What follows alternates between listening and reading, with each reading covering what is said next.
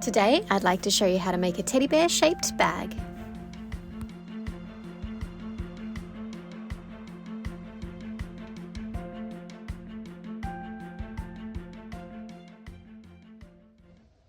This is going to be a really special project for me. My grandma died unfortunately when she was 64, and I have wonderful memories of when I was younger. She used to volunteer in an op shop, and as a young girl I would go with her and help her, clean and organize and tidy up the op shop and just generally help her. And it's been a long time that she's gone now, and every day I still miss her. And I decided to go back to that op shop when I was visiting Hobart in Tasmania, which is the small island at the bottom of Australia. And I found this wonderful jacket or little fleecy, what do you call it, thing for $1. It says $10, but I got it at a bargain, $1. It was on the rack to be discounted. And I've got a really special project in mind, so I'll show you as I go along, but this is going to be something that I'm going to keep for myself and use as a functional item. The first thing I need to do is just chop it up and take it apart.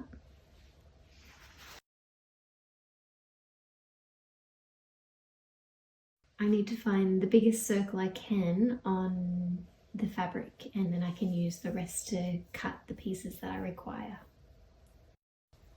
I've used this clock to give me a vague idea of what a circle is, and because of the way the fabric is sewn, I'm just going to cut as well as I can, and then I can straighten the circle up afterwards. So I'll put that aside. And I've got these great little snips here. These are really good because they're nice and sharp, and they allow you to cut just the backing of the fur, not the actual pile itself.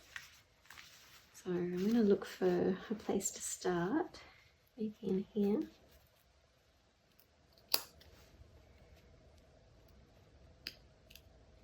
And I'm just going to gently follow that around as big as I can.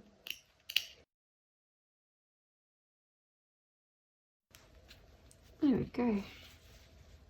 So what this is the back of the bag. I'm going to make a teddy bear bag that I can open right up and put all my teddy bear making supplies in. And it's something that I'll keep forever. So if this is the back, I've got the rest of the jacket to work out how to do a face. And what I've got in my mind is there'll be a nose around here, and then a head gusset that goes like that, and then some ears. I'm going to put a zip here and a lining inside the bag, and I'd also maybe like to have some pockets with the lining.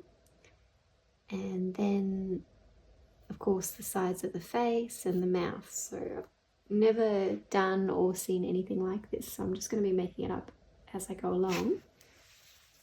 I think I've got enough fur to work with. Even if it's in small panels, I'll figure out, because that's plenty of space for ears right here, and I may even do a handle on the back so it's got a little bit of a carry, like a little carry thing. Anyway, it will take me some time to figure out exactly how I'm going to arrange this, but I'll bring you along on the journey. Thanks for watching. Found myself some thread, some eyes, safety eyes that I can just pop these on the back of. And I'm not sure if this is going to be the right size nose, but this is a polymer clay nose that I've previously made. There's another video for that if you'd like to make your own as well. They're really cool, easy, fun, and much better than the ones that you can buy in store. I think it's not a bad size when I put it onto the bag there, if you can see. So that'll be the size of the bag. And if I was to put, say, an eye there and an eye there, and the mouth down here, I think that's not a bad size actually. We're just about to go on a road trip, and I'd like to take this as a stitching project that I can do in the car. So I'm just kind of expediting the plan a bit. So I've found this, which is the lid of a round box. I've redrawn the circle that I think will be good. It's still keeping, you know, it's quite a big size to the bag, and it's what looks good with the nose and the eyes. And then here I've got a newspaper that I've cut out a round piece, and that's the same size as that. So what I'm about to do is figure out what the face of it's going to look like, because this is the back piece and this will be the front piece. So like I mentioned previously, I need a head gusset and, you know, something that's going to give the bear shape, not just be a flat a flat bag. I want it to look more like a teddy bear's face. So wish me luck. I'll show you what it looks like when I figured out how I'm going to do this. I've started cutting my circle up to show how I'm going to make the pattern. This part is where the mouth will be, but it actually needs to come a little bit more up. So what I've done is I've folded it in half, and I've just traced a slightly bigger version, a slightly pointier version up here. So it still has the same width at the bottom, but it just goes longer. And I'll do the same for all of these pieces, and so it will come into a point where the nose is. Oh, I need to wash my hair when we get down there. That's very interesting for my viewers. You better actually not put that on there. You should wash your hair now. You look very pretty. You better not put that on there, Mum. I won't. Actually, I don't care if you do. By making these pieces longer, you can see how that it's starting to make that kind of tripod effect here, where it's coming up into a point, which is good because that's where the nose is going to be. So I just need to do these 2 extra pieces, and then they're ready to put on the fur and cut out. Here we go, the finished pattern all cut out. I'm in the Ridges Hotel at the moment. We're in Sydney, and we're just about to do the car drive home to Brisbane. So I've got this one, these ones, and I'm going to stitch this all together, and I'll show you as I go along.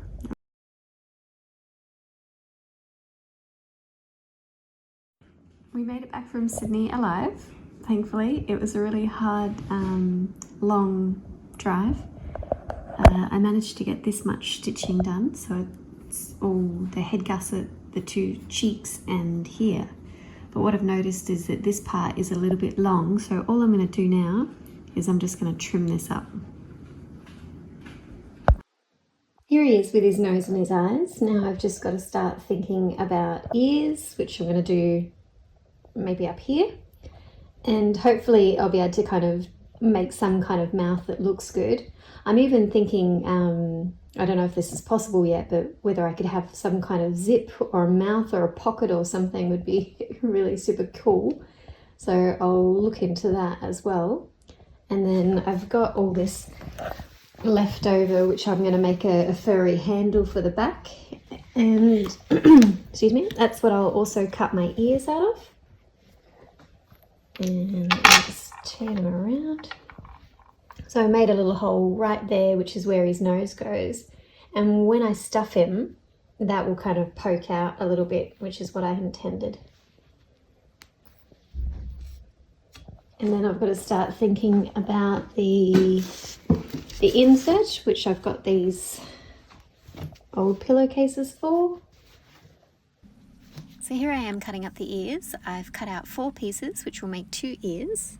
I sew them around the top, leaving the bottoms open so that I can flip them in the right way. I need to make some holes for where the eyes will go. Safety eyes are really easy to use. You just make a little small hole, insert the eye, and press the backing on from the inside. It was a little bit hard to figure out how to do this zip, so I just did it step by step. So first of all, I pinned the zip in where I thought it would be so that I could start to hand sew around the outside of the bottom of the fur and work out where the ears were going. I used very strong thread and I stitched it by hand. Here it is all done. And so now I need to start thinking about the ears. I'm going to take that zip off and fold the ears inwards so that when I sew them, they can flip back out like that. And there they are, all nicely attached. Next I'm going to work on the handle. All I'm going to do is take a long strip of fur, I'm going to turn it inside out and I'm going to stitch along one side and then turn it in the right way. There it is, inside out and the right way. To make the inside pocket, I've drawn around this circle here, like that, and I'm just going to cut that out. It's a double-sided piece of material that I've chosen to put on the inside, so I'll cut it about there. I've decided for this I would like one pocket on one side, so I'm just going to cut out an extra piece, but I'm only going to cut it around there, and so I'll draw around it, I'll cut to there, and then I'm utilising, you can see here, the bottom of the material that's already been sewn nicely for the pocket, so it'll look good and less work for me. For the side without the pocket, I'd like to put a little piece of elastic straight across and sew down a couple of intervals just so that I can put, you know, maybe scissors or some threads and things in there. So I'll do that before I put the two pieces from over here on top. So you're having a look over here. I'll do the sew in whatever intervals I choose, and then I've got the pocket on this side like that, and I'll keep that there.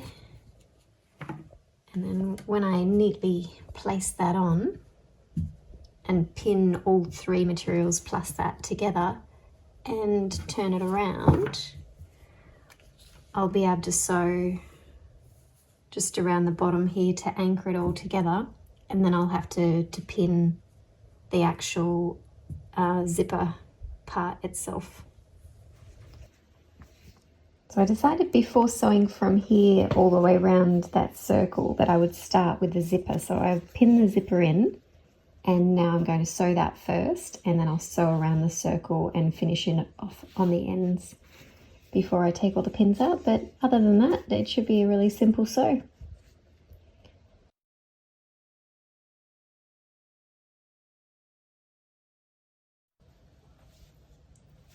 All right, let's have a look how I did. It's a little bit annoying, but apart from that, it looks really neat. And when I open it up, there we go. Nice neat bag with a little pocket in there. Oh, maybe the pocket's a little bit bigger than it should have been. I can see the line in there, which is annoying, but that's all right. What I might have to do with that pocket is make like a little button to keep it in just there, because it's a little bit bigger than I intended. I don't want it flopping everywhere, so I'll make it so that that can be clipped up. And then I've got my spaces for my threads, my needles.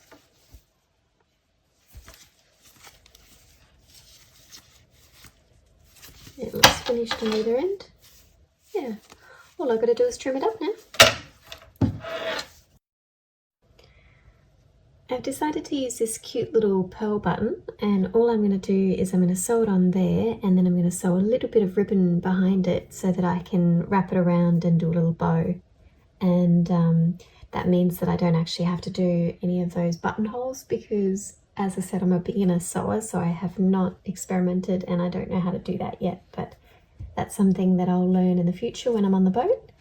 But for the meantime, just a little tie around solution for this one. And here it is, the finished bag. Let me see if I can open it with one hand. I've put a cute little teddy bear zipper.